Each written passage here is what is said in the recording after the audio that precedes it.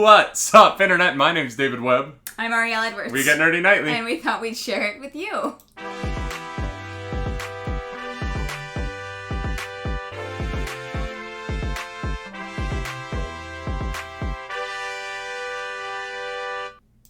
That is right. Welcome back to a Monday edition of the Nightly Morning Show here at twitch.tv/nerdynightly. If you're catching this on YouTube or on our podcast feed at a later time and or date, please know that you can come watch this live, join our chat, and be a part of the show every Monday, Tuesday, Wednesday, Thursday, Friday here on Twitch at twitch.tv/nerdynightly. Good morning, Clarus. Good morning.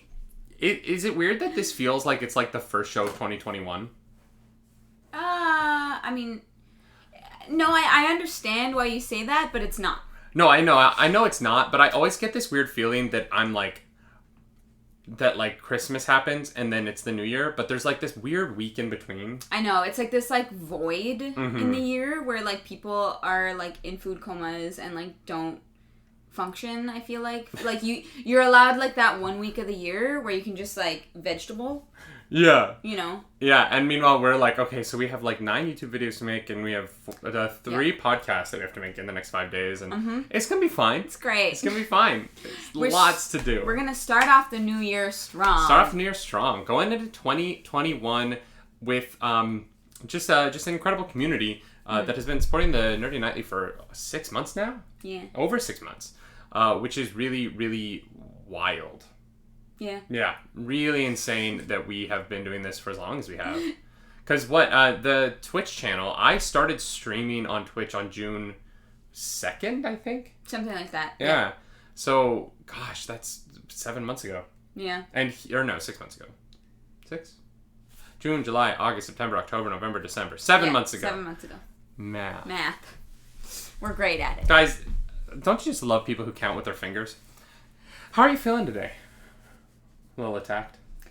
A little bit, yeah. A little bit. But, other than that, I was having a good morning, but...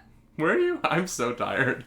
I am also a little sleepy. It was, really weird. We got woken up in the middle of the night because there was, a weird, rainstorm. But it was, kind of almost cold enough for it to be, sleet, so it was, really loud. That was awful. It kind of sounded like hail, but it wasn't.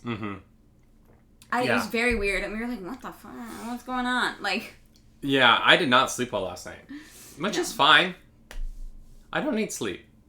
I run on coffee. Yeah, that's what that mug is for. Yes. I feel like most of the world runs on coffee. I feel like you're not alone in America runs on Dunkin'. Jeez. That's actually not true. It's really just the northeastern United States run on Dunkin'. Yeah. Yeah. Yeah, it's only... You can't even get Dunkin' in a lot of parts of the United States, which I found out while I was on tour. And I was like, do you have a Dunkin' Donuts? And they're like, no. And I was like, where do I get donuts here? And they're like, we don't really have donuts in this town. And I was like, are you okay? Are people here all right? Rude. I know. And with them saying that America has the highest obesity problem in the world, I just figured that was because there were great donuts everywhere. And it's not. People are getting fat off of other stuff too. Who would have thunk it's not just donuts? Wow. Strong start to the show. Strong start to the show. I think I just offended all the Americans, so as long as you're included in that category, I think it's fine. Well, only half of me is American. Half of you. This half of you is offended. Richardson7 in the chat says donuts are a gateway food. Gateway to what? What is less healthy than a donut? Probably We're gonna take bread. We're going to stuff it full of sugar frosting. Burger. And you know what? I've actually had that. Wait, I'm sorry. That's a real thing. Yeah, it's deep fried Oreos. Deep fried Twinkies. Oh yeah, our chat is coming through with the unhealthy stuff. I've had the donut fried chicken sandwich. It's a Krispy Kreme, and then a piece of fried chicken, and then a Krispy Kreme. It's 2 donuts? It's not a donut cut in half? No, it's 2 donuts. It's 2 Krispy Kreme donuts. Which I think individually have a bar of uranium. 300 calories. So. Mercury is less healthy than a donut. Wow, that is... Wow. That honestly sounds unappetizing. Not gonna lie. I'm not gonna lie, it was the greatest thing I've ever tasted. Alright. For like, I wish I'd eaten half of it. Okay. Because I did not feel... Actually, you know what? Cutting the That's the donut in thing. half might have been the smarter thing to do. Well, that's why I'm like, you know what? If it was like half a donut, like if here's the thing, if it was a donut cut in half, I'd probably maybe like be able to eat half of it. But like, I can hardly eat a donut.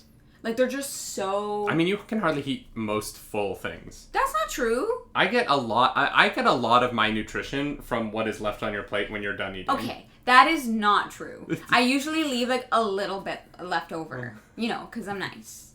It's like a treat. Sure. Yeah, let's go with that. Should we get into the news? Yeah, we got a little sidetracked. I'm sorry. Wonder Woman 1984. Are you sick of us talking about it yet? No? Good, because it's the only thing that happened. Yeah. Wonder Woman 1984 officially came out in American theaters as well as in Canada. It has been released internationally, obviously, for a while. And there's several news stories to talk about with Wonder Woman. The first being the good news. The good news for Wonder Woman is that it has taken #1 at the box office. And has taken actually the #1 spot as far as opening weekends go since the beginning of the pandemic. It had the best opening of any film since March. Nice. Coming in at $16.7 million for its 3-day total. This is good news, but is also not good news. And I'm curious, just before we go any further, if it wasn't the pandemic and Wonder Woman had opened normally, what do you think their opening weekend would have been? see, that's tough, right? Wonder Woman 1 opened to over $100 million, and Wonder Woman 2 opened to 16% of Wonder Woman 1's opening weekend. A sequel coming in at 16% of the first movie's opening weekend would, Normally in normal times, bad. be considered... Oh, no, it'd be considered the greatest disaster of film. Like, it would be the Hindenburg of movie openings. This coming in at $16.7 million is being touted as a win, and it is, honestly. Like, it is, in a lot of ways. But let's just quickly go through the rest of the top 5 of the weekend. News of the World, a new Tom Hanks movie, came out this weekend to $2.4 million. That came in at #2. The interesting thing about that is that it actually came in higher than Monster Hunter did last week, which is unexpected. But yeah, a new Tom Hanks movie, an Oscar contender. The Croods, A New Age, is still hanging in there, now at #3, with $1.73 million. Okay. Monster Hunter is in 4th place. It has dropped behind The Croods now to $1.125 million. That's a drop of $48.9 million from its opening weekend, which is not good for that film, but would be really good in a normal box office. A drop of 48% is actually considered really, really solid for a big tentpole box office film. Really? Yeah, anything below 60% drop is pretty solid from opening weekend to the second weekend. 48% in normal times would be really good, but for a movie like Monster Hunter, where it just looks like that movie's going to fall off the map really quick here. And Promising Young Woman, the new film, came in at $680,000 in #5. That movie is another Oscar contender. And I haven't heard of that one. It looks good. I've seen a trailer for it, and it looks like an interesting film, and I'm excited to see how it does in the award season, but obviously at $680,000 in its opening weekend, it's not going to make any money at the box office. No, unfortunately. But Wonder Woman 1984 did open to 16.7, which is it's huge for Warner Brothers. They are touting this as a massive success, as well as claiming that they have seen that half of the accounts on HBO Max have watched this film on its opening weekend. So half. Okay. They're saying it's half. The last number that we saw for HBO Max was 12 million subscribers. I'm going to assume that a few people signed up for Wonder Woman after we saw that number. So we're looking anywhere from 6 to maybe 8 or 10 million people watching on HBO Max. And they are touting it as a huge success for that streaming service as well. Have they released any numbers about new signups? No. Interesting. Okay. Neither Wonder Woman 1984 nor Soul on Disney Plus have announced any numbers officially as far as viewership or signups, subscribers, anything like that. Okay. Just curious. Soul, I feel like Soul probably had less signups for Soul than Wonder Woman did, just because more people were already on Disney Plus. Yeah. Disney Plus already had 6 times as many subscribers as Warner Brothers HBO Max did, and so it is interesting. It's anecdotally it's hard to compare the two, because Soul came out on such a more successful platform. At least now. I mean, obviously, how successful they are ultimately will be determined years from now. But as far as currently, Disney Plus is doing a lot better than HBO Max. Yes. Yeah, for sure. Okay, interesting. This is coming on the news. What seems like good news for Wonder Woman. Actually, you know what? Let's go into the second good news. Before we get into any of the negatives, the downsides, I do want to mention that Wonder Woman has officially announced a sequel, Wonder Woman 3. Yeah. And the team of Gal Gadot and Patty Jenkins have been confirmed to return as star and director, respectively. And no one else was confirmed to come back. Kristen Wiig was not confirmed to come back in that announcement. And Chris Pine was also not confirmed to come back in that announcement. Although I'm sure we'll find out from a set photo if he's going to be there. How are you feeling about Wonder Woman 3 now? Well... a little bit conflicted. Fair. Here's the thing. I want to see it, and I know that we will, but I'm not gonna have high hopes based on Wonder Woman 2, because we did that.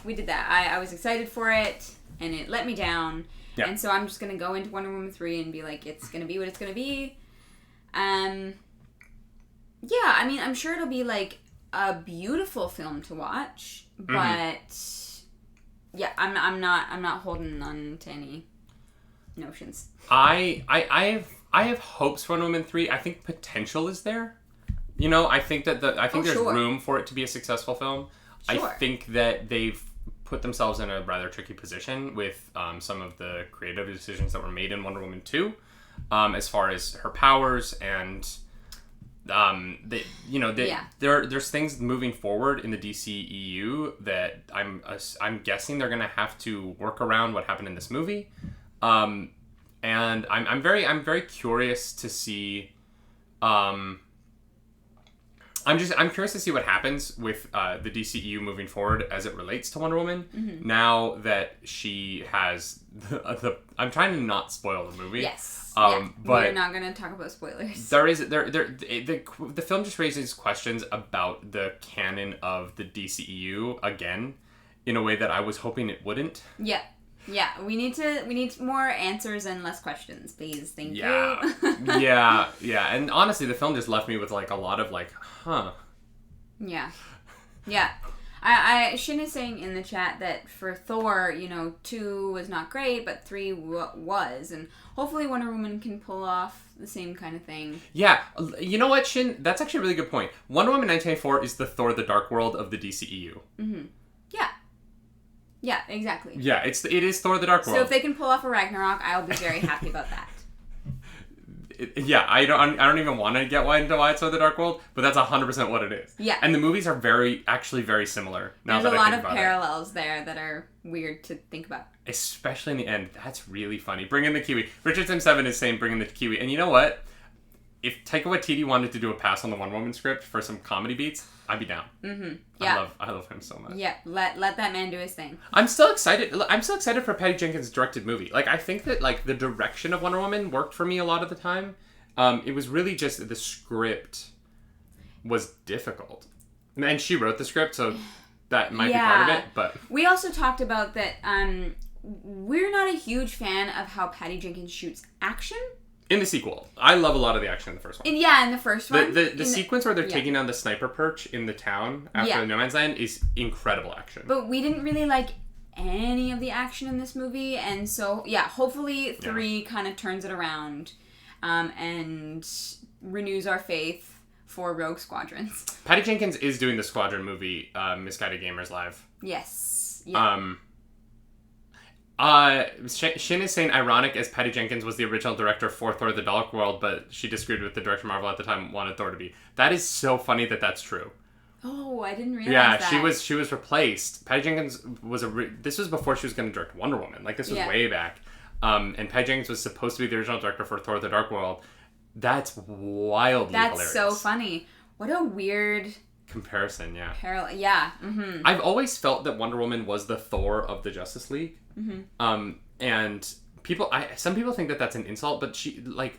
What? Why? Well, because Thor, comics Thor, you have to understand that, like, comics and now that the movies are very different. Okay. Like, comics Thor was always kind of a joke, in a way, to a lot of people. Really? He was, like, this weird dude who talked in, like, Old English. And so, like, in the comics, like, Thor literally talks like a Shakespearean character a lot of the time. Yeah. And so it just, when I would be, like, at Comic-Con arguing with people and be like, oh, no, Wonder Woman and Thor function in the same role in the Justice League, people would be like, no, Wonder Woman's, like, one of the original three. Like, they would get very upset. Right. Thor is also an original Avenger, so I don't want to hear no crap. But, in the movie universe, they're definitely going down that road now that Wonder Woman, like, has lightning powers. Yeah. Mm-hmm. It's very weird. Yeah. But so the good news is we're getting Wonder Woman 3. I'm excited for it just because I'm excited for all of these. I have a problem. These bring me joy. They spark joy, Marie Kondo. I'm not throwing any of them out. I mean, okay. Can you imagine if Marie Kondo came into our apartment and saw, like, my Funko shelf? And she was like, which of these spark joy? And I would be like, all of them. All of them. Every single last one of them. Yeah. We just need a bigger place. That's our solution. That's fine. In less good news for Wonder Woman, at the Chinese box office, the Wonder Woman initial launch wasn't great, $18.7 million. But unfortunately, in its second week, that has dropped to just over $1 million. The Wonder Woman box office dropped 92% from opening weekend to second weekend. Yikes. I was talking earlier about how 48% drop for Monster Hunter isn't actually that bad. 92% for Wonder Woman in China is a disaster. This is the worst possible situation for them, as they were hoping that with Chinese theaters open and American theaters mostly closed, at least in the big cities, that China would be making up some of the lost box office revenue. It is clear now that that is not going to happen. And not only will Wonder Woman not hit the $90 million that the original made in China, I would be surprised if it hit 30. Yeah. If I'm being completely honest. Me too. I think it's just over 20 now. And if the weekend keeps dropping off the way that it has been, I can't imagine it's going to find $10 million in the rest of its run. The only thing I can think of is that just because there are not a lot of new movies coming out, that maybe it'll hold steady. Well, as there aren't a lot of new movies coming out stateside, but there is actually movies coming out in China. The Hong Kong action movie Shockwave 2 opened this weekend in China. It opened to $65 million opening weekend in China. It was a huge success. And the youth fantasy film Dream of Eternity, also a Chinese film, opened to $38.9 million. Both of those films are doing extremely well, and they are Chinese films. We know, just based on the last few years, that other than a few American tentpoles, Chinese people prefer to support Chinese cinema. And Chinese cinema in the last decade has become really competitive with American cinema as far as just budgets and cinematography and everything like that. And China's putting out really incredible films right now. Yeah. And they play to their audience. They play to the country that they are coming out in. And there are Chinese films that are making international money just within China, because it is the largest potential box office in the world with over 1 billion people there. Yeah. And so the path forward for Wonder Woman does not seem to be there in China. It just doesn't, and that is very unfortunate, because it doesn't look like without China they are going to be able to turn a profit on this film. Yep. And they're going to be touting how great it was for HBO Max for years to come, because that's the only good news really for them. Yeah. We're never going to hear the end of that. The interesting story is that Soul, the Disney Pixar film that we saw on Saturday night and enjoyed quite a bit, opened to $5.5 million in China. But that is being slightly tempered by the fact that they were in very few theaters.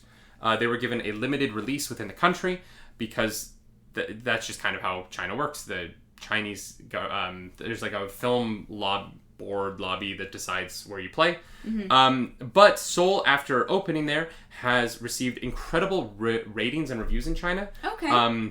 It has incredible word of mouth. This is from The Hollywood Reporter. Seoul has a rating of 9.6 from Maoyan, 9.5 on Alibaba's Tao Piao Piao, and I'm sorry if I'm mispronouncing those, and a 9.2 on Douban. Douban is typically the harshest critic on everything. Yeah. And for it to have over a 9 is apparently like really good news. Wow. The last Disney movie to do like surprisingly well in China was Coco. Okay, yeah. Which that was a few years ago. Yeah, but it also had similar themes around talking about death. Yes. And life after death and stuff like that. So I'm curious to see if Soul has the potential to become a sleeper hit in China the way that Coco did. Coco made huge money and ran for a long time. It was actually really surprising how well the film did over an extended period of time in that country.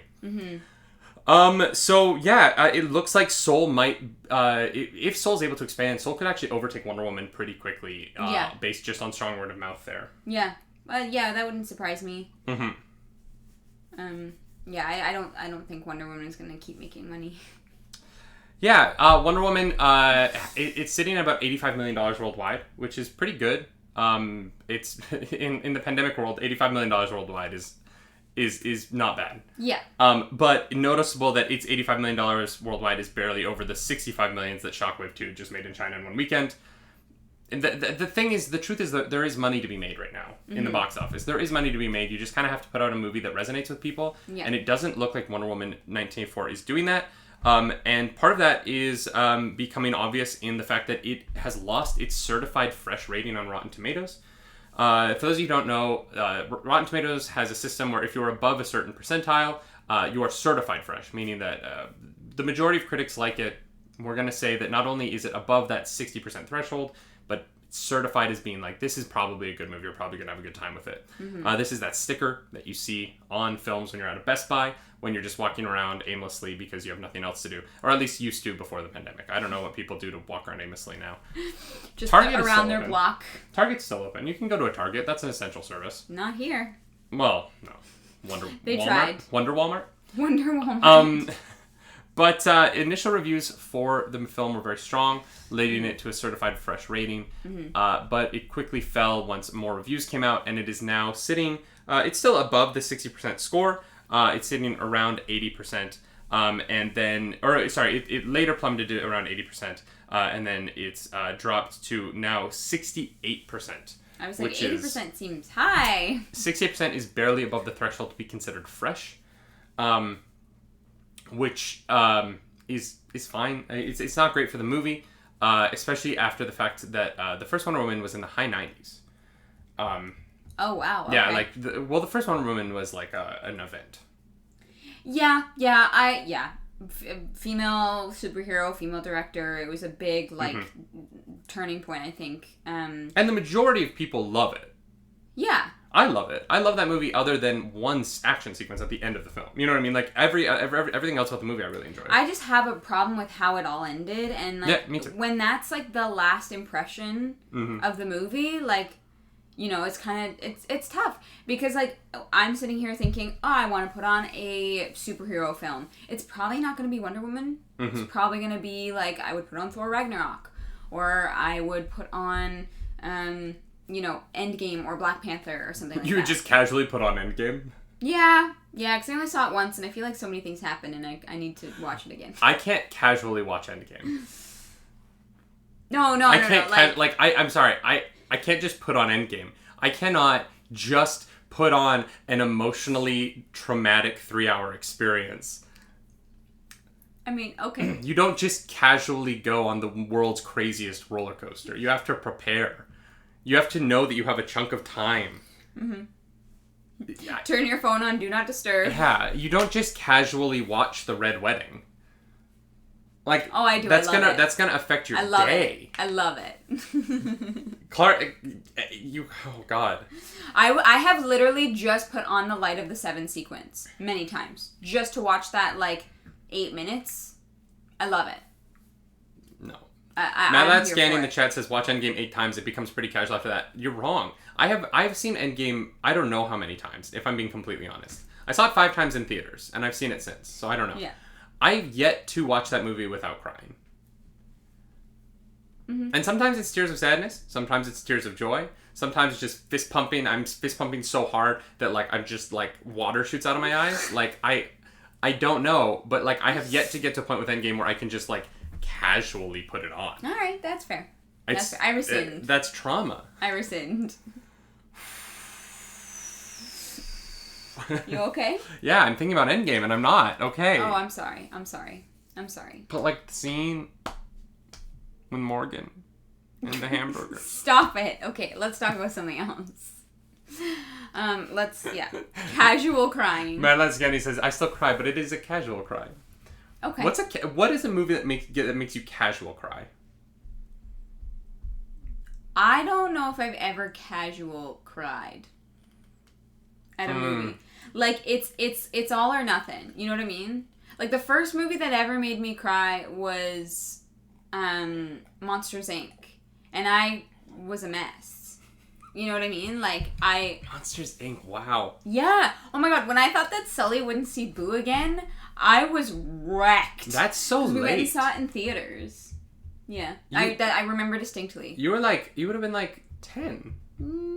Yeah, about that. You didn't cry at any of the Disney movies growing up? You didn't cry when, spoiler alert, but when Simba died? Or when Mufasa died? I do now. But as a kid, no, I don't remember ever crying to a movie. You are a monster. Okay. I'm sorry, but Mufasa dying was like the trauma of my childhood. I mean, it made me sad as a kid, but like I had never like cried emotionally to a movie until we went and saw Monsters Inc. in theaters. And now I can't watch Lion King without crying. But like when I can. That's one I've seen enough. But like I don't know. I was a cold child. Well, you're a cold adult, so it makes sense. All right. WALL-E. I didn't cry at WALL-E, but I do love WALL-E. WALL-E is very good. I cried. I've never seen Up. Yeah, David hasn't watched past like the first 12 minutes of Up. I've never gotten past the opening sequence of Up.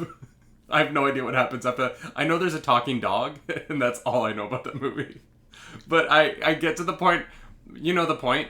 Yeah. And I've never watched the movie past there. I turned it off and walked away. I was like, I can't. I literally can't. I don't want to know what the rest of this is. Wow, we're gonna have to watch Up sometime. Yeah, we're probably going to have to. I'm like crying right now. Oh my god. Like that movie, it's so sad. Dark Dispatch says that for girls, estrogen kicks in around 10 and 11. I know, so and I'm makes just sense. emotional. I just started crying thinking about the beginning of Up. I mean, Jesus. fair. It is very upsetting. I know. Mm-hmm. Yeah, we were joking because there's the video online now of me crying to the Rebel Squadron trailer. And, like, people are like, oh, wow, you're going to cry on the internet? I'm like, oh, guys, it's just the beginning. Just you wait. Just you wait. If we're going to keep doing trailer reactions, the number of trailers I have openly weeped to is sad. Like, in a review, like, we're going to, like, if we had done a review for Endgame, like, if that had come out, like, this year, like, yeah, there would have been tears. Mm-hmm. When we went to Disney in January, we went to Galaxy's Edge, and we turned around a corner. And we weren't in Galaxy's Edge yet. We were still in, like, Disney Park. Just, like, the general, like, walk-around section. And we turned a corner, and I saw this, like, bridge. And I had seen someone do a walkthrough of Galaxy's Edge. And I saw that bridge, and I was like, that's the bridge where when you pass under it, you're in Galaxy's Edge. And I started to cry. Because because I saw the entrance to Galaxy's Edge. Yeah, I was there. I'm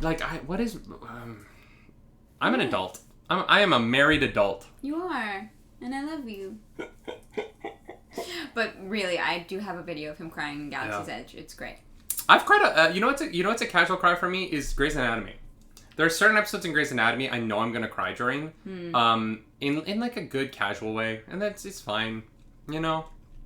I can't. Like, I can't casual cry in a movie. It literally, like, it leads up to it, and I can feel it coming, and I try to stop it, and then my throat starts, like, hurting, and then it just, like, explodes out of me. I feel like I casual cried during Soul. I mean, yeah, I definitely sat there with tears running down my face, but I was, like, ruined inside, so I can't really call it casual. There was stuff about New York that made me just casual cry, and that's me right now just missing home. Yeah.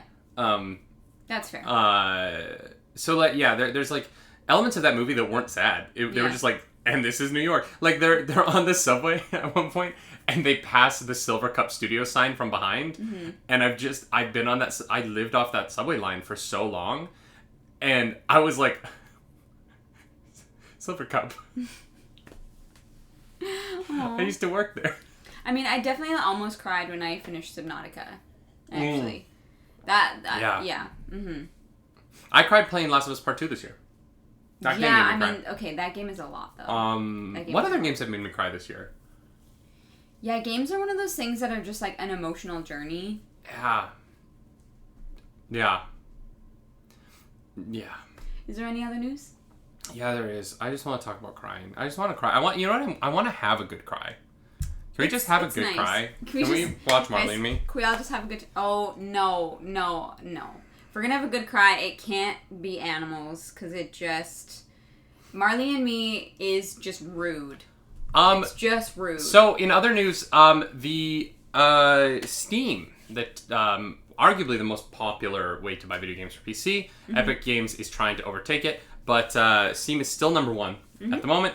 Although, y'all, if you haven't noticed, Epic Games is giving away a free game every day. So if you want to open your Epic Games account every day, you can pick up a free game. The best ones are already behind us, except they are giving away that Jurassic Park game on the 31st. So don't forget to pick that up, because it's a free video game. Who doesn't want that? And what was the game that I got for free that was great? Oh, I got Metro 2033. I'm very excited to play that. Yeah. I've always wanted to, and I never have. And now Epic, gave it to me for free. But Steam put out their top-selling games of the year list. Yes. And there are some interesting titles on this list. And so, some things that you expect, some things that you wouldn't. The top sellers category, the platinum top sellers, right? This is for my general, only going to talk about the platinum tier, the top of the year. Platinum top sellers of the year on Steam. This is in alphabetical order, not in sales order. Oh, okay. Number 1, Among Us, platinum seller of the year.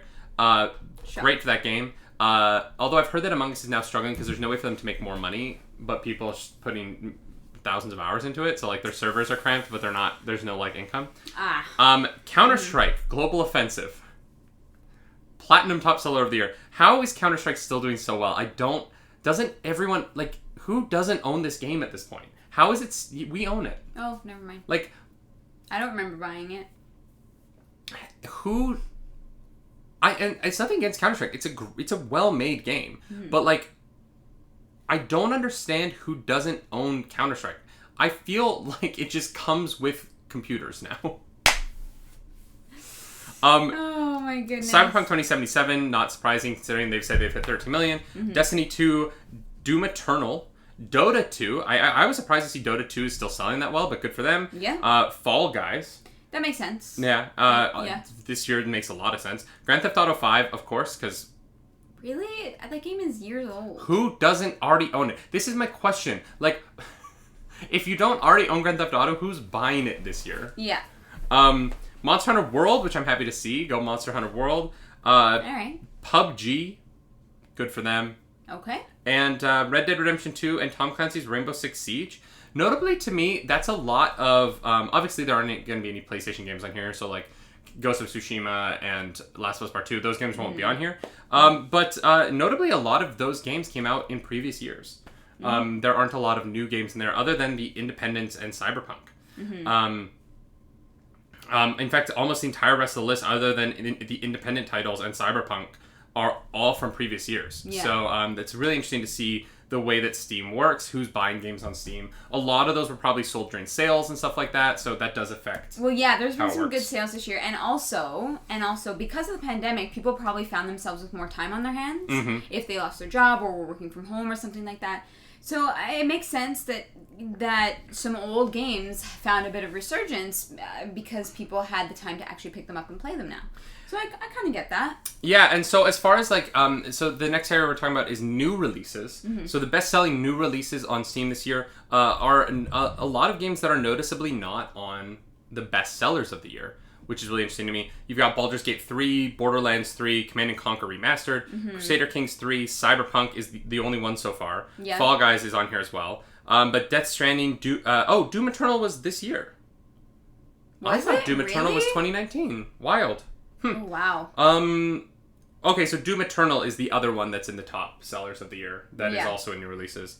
But like FIFA 21. FIFA 21's on the the new releases list. Wait, The Outer Worlds came out in 2019.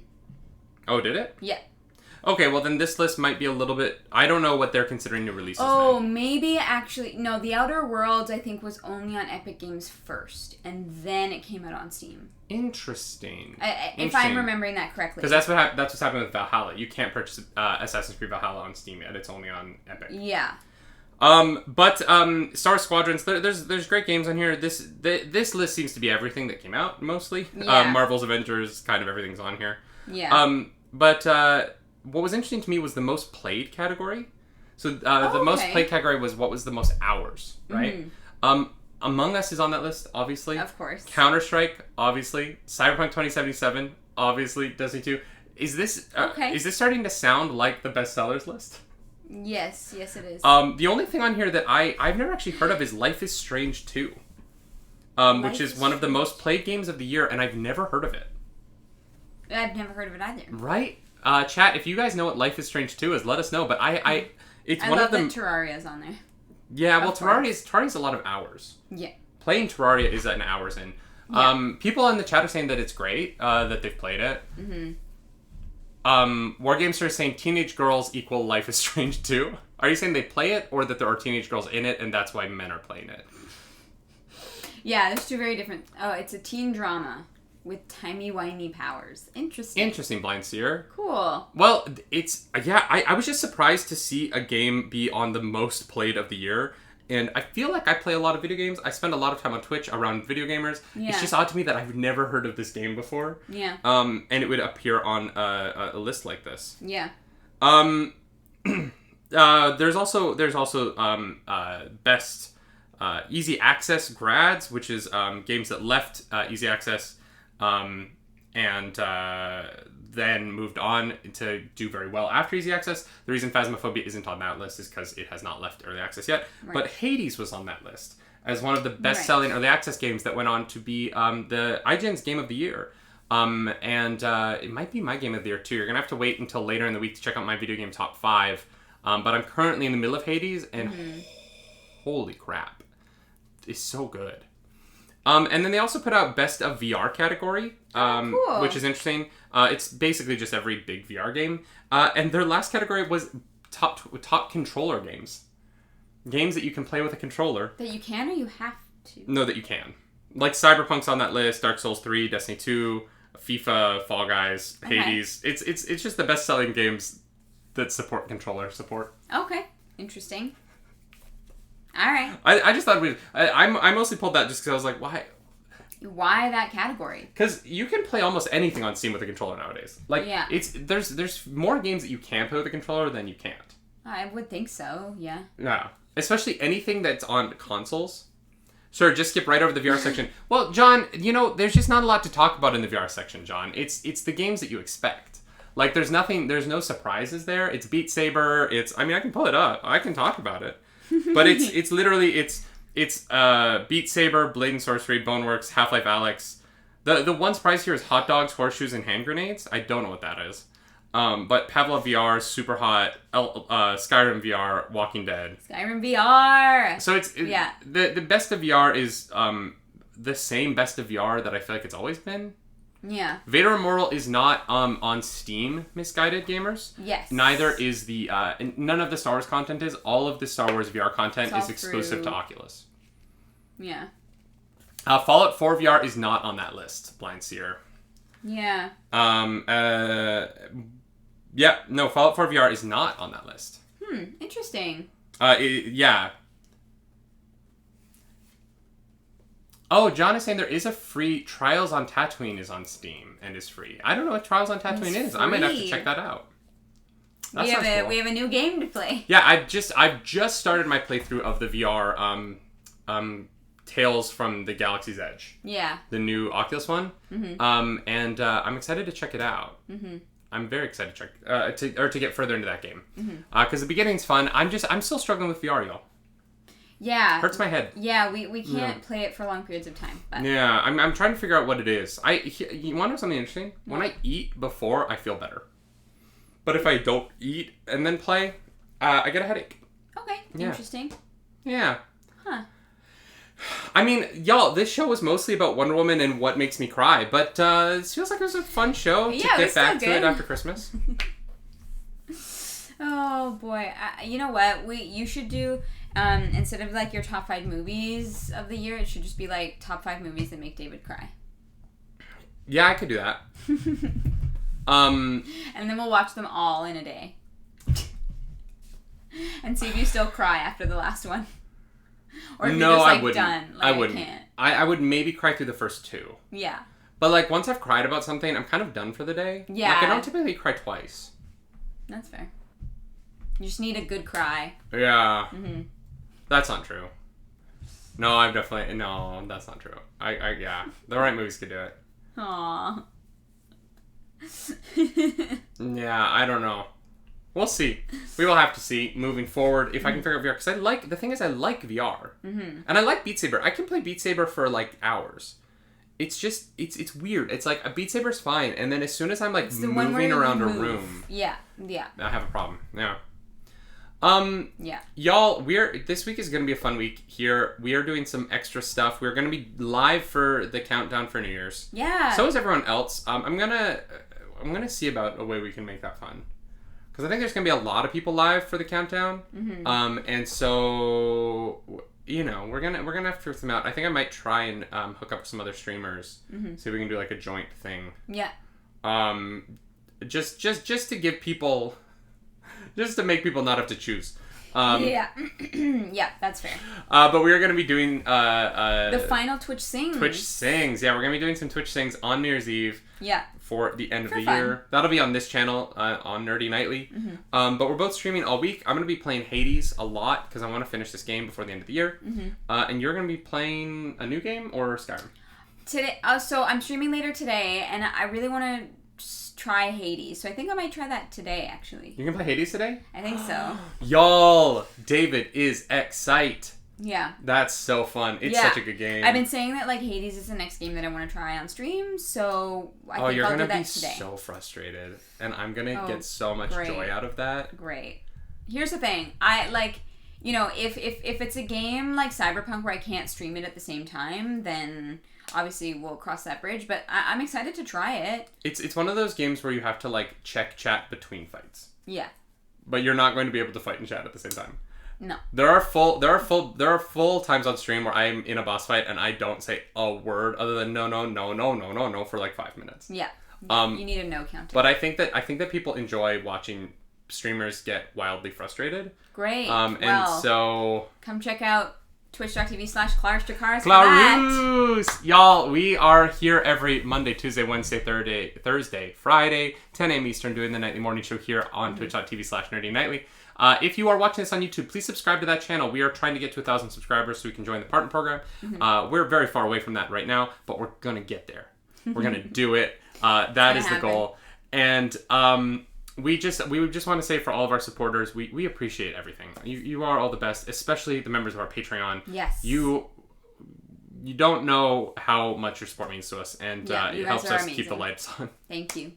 But we are going to end the show here, and we are going to go do some other things for the channel. Maybe record some other stuff that you'll be seeing throughout the week. But if you do want more content today, go over to our YouTube. I made a review of Marvel's Realm of Champions. It's going to go live in a couple of hours for our live viewers. It's probably already live for you.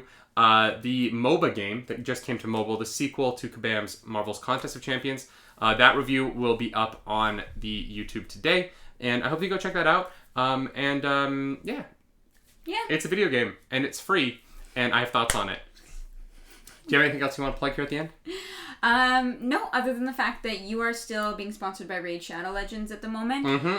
So we, if you have an extra email address and you would like to download and play through the tutorial of Raid Shadow Legends, it would help us immensely. If we can at least get to 10 people to download and play it, then we make a little bit of money, which would be very helpful. So please do check that out. It would mean a lot to us. And I think that's it. We All right. To see you sometime this week. As we always say, my name is David Webb. I'm Arielle Edwards. Do something nerdy tonight. Bye-bye. Bye, guys.